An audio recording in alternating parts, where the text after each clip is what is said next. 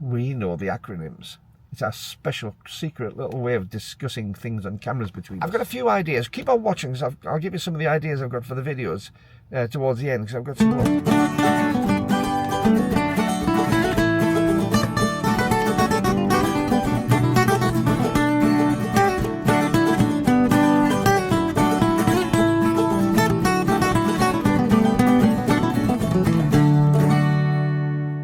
Hi YouTube, Brian here with you once again. Hope you're all well.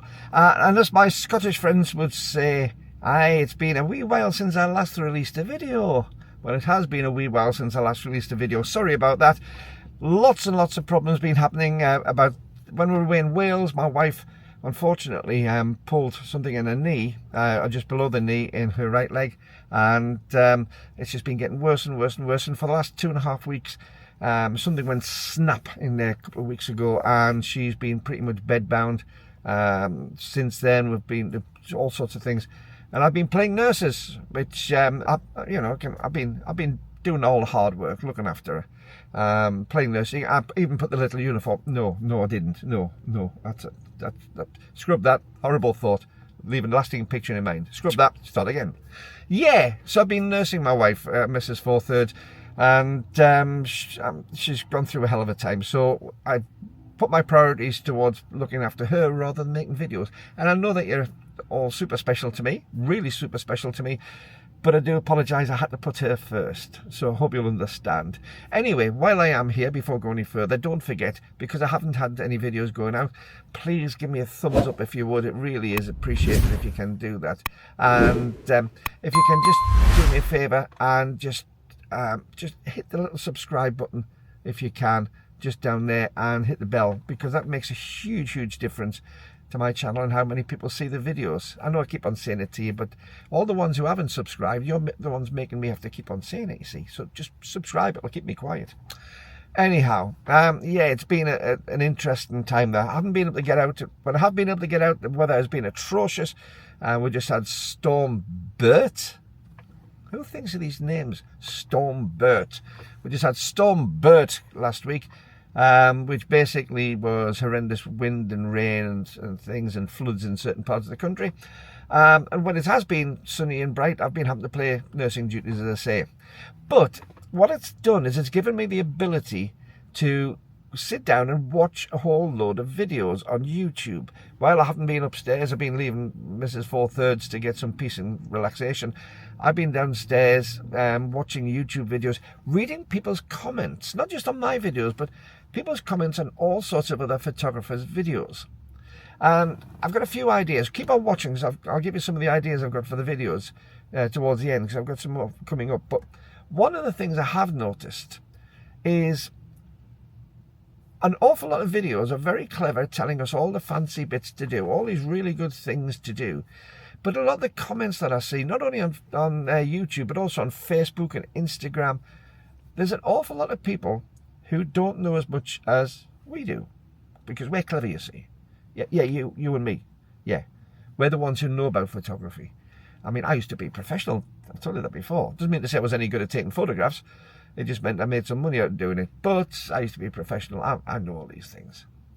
Well, it's great. If you want to show off, you can get really involved. You can keep it to yourself. We can have our own little secret. I mean, we'll have our own secret little world, yeah, where we know what's going on, but we keep all these newbies out of it. You know, the ones who they don't know all the acronyms. We know the acronyms. It's our special, secret little way of discussing things on cameras between us. So we know all the acronyms, and we know all the technical terms. We know what everything does on the camera. Yeah, we're clever. We'll keep it to ourselves. We'll not tell them. We'll keep private little society. I hate that. One of the pet peeves I have in life is acronyms. I was in the Air Force. The British forces live on acronyms. So do the American forces as well. When I was working with them, they're even worse than the British for acronyms. But they work on acronyms, TLAs, 3-letter acronyms. And it keeps it short for communication. That's fine. We understand the reason for that. But it actually causes problems if you're not in the in crowd. And with photography, I'm finding that there's an awful lot of people in the in crowd who don't want to give those secrets away. Well, that's not my way of working. I like to be able to communicate with people, especially at the more entry level. Why not? They've got to learn somewhere. I had to learn somewhere. I wasn't born with an encyclopedic knowledge of three-letter acronyms for photography or electronics or whatever. I had to learn them. And it became something of a minefield trying to get through how to actually understand these things. Because, as I say, people keep them to their chest, or they just make an assumption that everyone knows. Well, of course you'll know that. You're a photographer. Of course you'll know what that acronym stands for. And of course what that does is intimidate some of the newer users who don't really know what that's for. And I got to thinking as I was watching these comments, reading these comments and watching the videos accompanying them, back to my very earliest days. My earliest days taking photographs. The very first camera I ever remember taking a photograph on was my father's twin lens reflex box Brownie. It was a Brownie. It was a Kodak Brownie. It's, you know, it was twin lens reflex. You look down on it, and he'd bought it when he was in Singapore with the Air Force, and he had loads of photographs. They were fabulous. He used 126 roll film, I think it was, the smaller stuff, and it was great, and it was straightforward, and it was simple. It basically had a couple of knobs on the bottom that you could turn to advance a film. It had a shutter release on the side. You look down through it and you press the shutter release in. And it also had another knob, another control, which I'll get back to in a second. But it didn't have adjustable aperture. I couldn't change the shutter speed. When I pressed the shutter release, it gave me a standard shutter speed. The only thing I could adjust for the exposure was the film speed. I could buy a film at a different speed, but once it was loaded, that was it for that length of film. You couldn't change it until you ran out of film and you put the next film in. And that was a limiting thing in some ways, but it was actually very easy because it gave me the idea of taking photographs without all the technology, without all the bits and pieces to go around it. I had to look, I had to frame, I had to look at what the photograph was, I had to frame it up, I had to work out through this little piece of glass, and I looked down just what that photograph was going to be like. I also had to envisage it in black and white because all the film then was black and white that we used. So I had to envisage it not only how it looked from a composition point of view, but also what it would look like from a contrast point of view. The light, the shade, the contrast between them, whether it was a cloudy day or whether it was a really bright sunny day, whether it was shadows and things or not, because everything in black and white came through in a different way. And I had to learn that. Now, I did say, I'd come back to this in a second, that we had another control. We did. And that was one marked B. B? What does B stand for? It's a little lever. So I pushed the little lever, B, and as I pressed the shutter release, it didn't go ka-junk like it normally does, and open and close automatically. It opened. It stayed open. What's going on? Then I released the shutter release, and the shutter closed. Wow, this B meant that I could hold the shutter open and release myself. I wanted to take photographs at night. I suddenly could. I could hold the shutter open. It was my choice. So what does B stand for? And nobody told me for ages. It was B. I didn't know anything else. B. And of course it's the bulb mode. Bulb. There's a reason that we call it bulb mode, and I really can't remember what it is. But basically it's bulb mode. I think it's just the fact that electric lights weren't as powerful as sunlight in those days. So to get a photograph inside, you had it for bulbs, for electric bulbs. I don't know. Guess. But that was suddenly a revelation. It could do something different with it. Now, I said I'm going to be doing a couple of videos on different things. And since I said I'm going to change the channel, I've been trying to think of ideas which will stimulate me, which will make me have an interest in photography once again. And one of the things that I'm really thinking is, I want to get back to some of the basics. Because I thought about that camera. That really inspired me. I could take good photographs in those days on a very simple camera. You know, look at something like my GX8 here. It's got knobs everywhere and buttons and functions, and it's flippy out screens and switches on the back for all sorts. White balance, ISO, timers, Q menu, playback, disp. Can't even read that one. Well, that one says, too old to read it, need my glasses. It's got all sorts on it. Do I take better photographs? I probably don't. So what I've been doing, and what I want to do a couple of videos on, is either going out with a very simple setup or a very standardized setup. And what do I mean by that? Well, one of the things I can do is I can sort of set this camera and say to myself, okay then, what would I have done if this had been a camera in the early days? I used to have such fun, serious fun, with a camera with no controls on it. Surely I can recap those days. Surely you don't need all the whistles and bells to go out and have fun with your photography. So, first thing I'll do is I'll set this to black and white. Great. Then, I'll set the shutter to about a 60th of a second. 60th of a second's nice shutter speed. Now, one thing we do have, which I'm not going to be turning off because it's more hassle to turn off than anything else, is the in-body stabilization. So that's going to stay on. But what should I do with my white balance? Well, I'll set my white balance, because you could use filters, of course, in the old days, but a filter on the change the white balance. But I'll set my white balance on this to something for a cloudy day. That seems a good one. I'll lock it onto that. It's a locked white balance. I'll set my aperture to a set figure. Now, I'm guessing probably about f5.6, f4 maybe. Should be okay. That might have been a little bit too open. We'll see what it's like, but I'm guessing about f5.6 or f4. So we'll set that. And I'll set my aperture, as I say, f5.6 to f4, my speed, my white balance, and I'll set my ISO to what I would have done with film.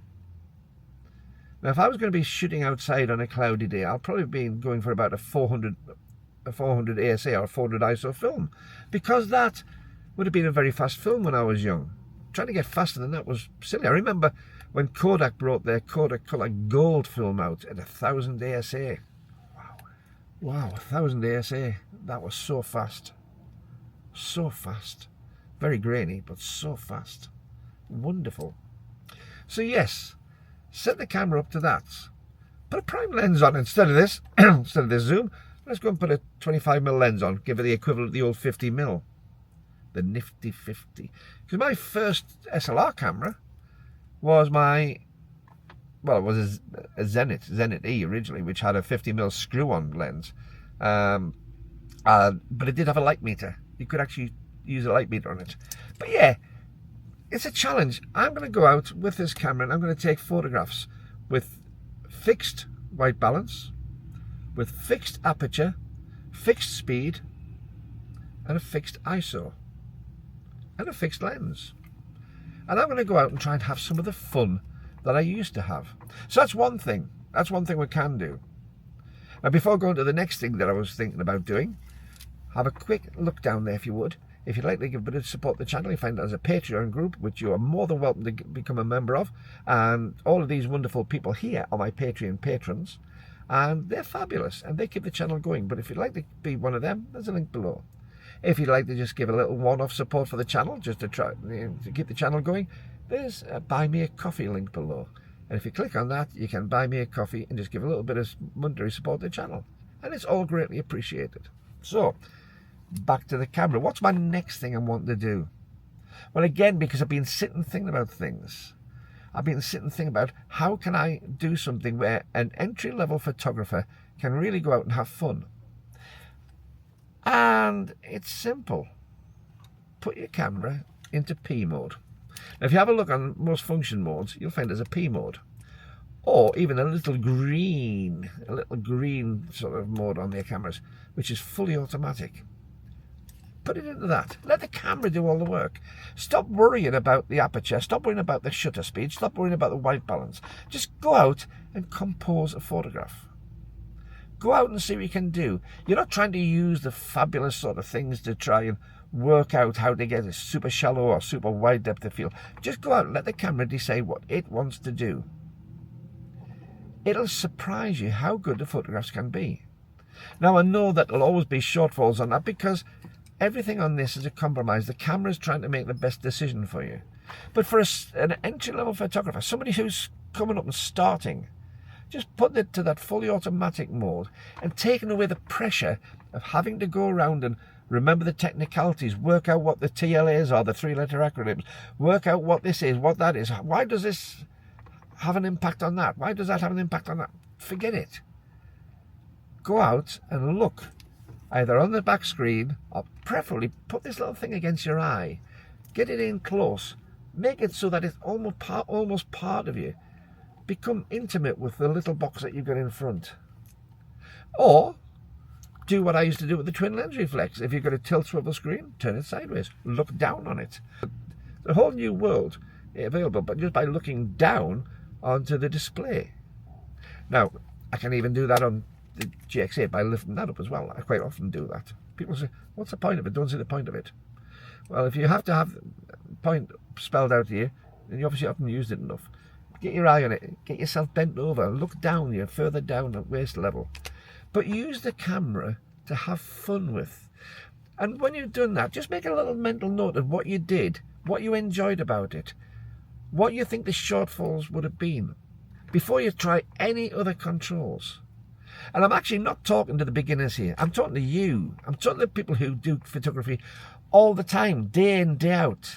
The people who know exactly what happens when you go to a manual mode. The people who know what the primary and the secondary effects of all your controls are. What happens when you alter the aperture, about the amount of light intake, but also about the depth of field. What happens about shutter speed when you get motion blur and things like that. They're all fine. But an awful lot of what we're doing, we're allowing the camera to dictate. So there's two things. One, take it back to basics, real basics. And two, just let the camera make the decisions for you and you learn about your composition. Now, when you've got photographs which have come out and you like the composition, and I'm now talking back to the more entry level rather than the more seasoned people, get those photographs up on your computer and look on the information. Hit the little information button and find out what the camera had done. Try and remember what the day was like. Try and remember what the subject was like, how it was lit. But then find out what the camera had done, what aperture it had chosen, what shutter speed it had chosen, what ISO, and what white balance. And then try and work out why it did them. Take one at a time. Pick one subject. Why was the white balance at 5,000? Well, we're in daylight. It was natural daylight, a bit cloudy. Why was it at 5,000? Yeah, because it wasn't super bright daylight. It wasn't that burning through super hot. And it wasn't that golden hour becomes more orangey, more amber. So you can now break down the photos you take one bit at a time. And if it comes in, find out what it is. And don't be afraid to say to someone, I'm sorry, you're using an acronym. I don't understand. What is ISO? What's an ISO? Why is it called an ISO? Don't be afraid to ask somebody that. An international standards organization. It's basically, ISO is just the following on from the organization which sets a standard. We know this, and now an entry-level person knows this. They've been allowed into our little secret club. We've let one of our secrets out. It's not a secret anymore. What am I going to do? Are they going to be a better photographer than me? You know, they're probably better than me anyway already. It's just that they haven't learned all the extra little whistles and bells. So next time you're taking a photograph, think about what you're doing. Think about how you could maybe make it simpler. Think about the things which started your real enjoyment and fun in photography in the very first place. And concentrate on that. Bring back those days. And use all the extra bits and pieces you've known over the years to take what's a really good photograph to make it an excellent photograph. Because that's all these tools should do. Anybody can take a good photograph of a bird. It takes the expertise to take an excellent photograph. And that's why you start using some of the tools. But it doesn't stop an amateur taking a really good photograph of a bird. Anyway, thanks very much for watching this video. I really appreciate you staying to the end. And if you'd like to see any of the other sort of things I've been doing, there's a couple of videos either side here which will take you to some other videos and some links to my other channels in here. So till next time, bye bye.